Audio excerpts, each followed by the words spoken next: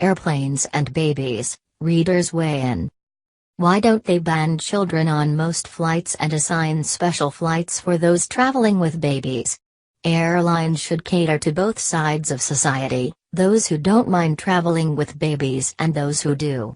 As consumers, we should be given a choice and not be castigated for choosing peace and quiet on a flight. How about a soundproof baby box one can put into the overhead or check at the gate? Really, there is no reason to travel with babies on an airplane unless it is for medical reasons, to get the child medical care not available locally, or moving overseas. Most people travel with children to go on vacation or visit relatives and friends. This can be put off until the children are old enough to behave when traveling. Otherwise, just stay home or go by car. Air travel is annoying enough without self-centered parents making it even more so. One of the kindest things grandparents can do is to offer to do the flying.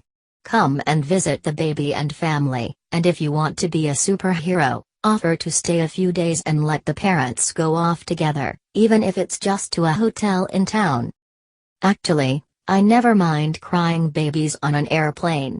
Babies cry, that's what they're supposed to do. And if you want to live in society, you're going to encounter crying babies. I usually tune it out, and if I can't, well, that's one reason for earphones. These are mobility-challenged little people, who deserve to travel to see their grandparents. Cut them some slack, for God's sake. This is life. If you cannot deal with it, stay at home. Reader in Paris. As the parent of 3 children, I am amazed at how little a screaming kid bothers me.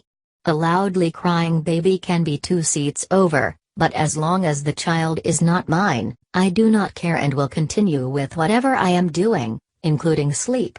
On the other hand, it seems that adults who have never had children are the ones that react very excessively to the child in vocal agony.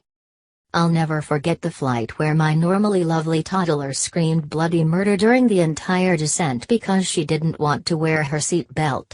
For 20 minutes I had to hold her seat belt so she couldn't unbuckle it while she screamed directly in my ear. No amount of M&Ms, offered stories or soothing words made a difference.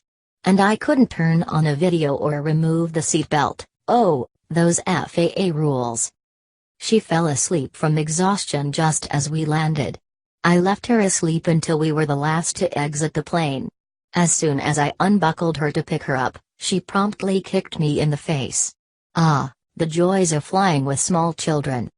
I'm from England and have traveled back and forth between the UK and LA for nearly 30 years. I can think of many passengers who are worse than a crying baby. I find that mostly babies cry on takeoff and landing while their ears are adapting to the pressure changes.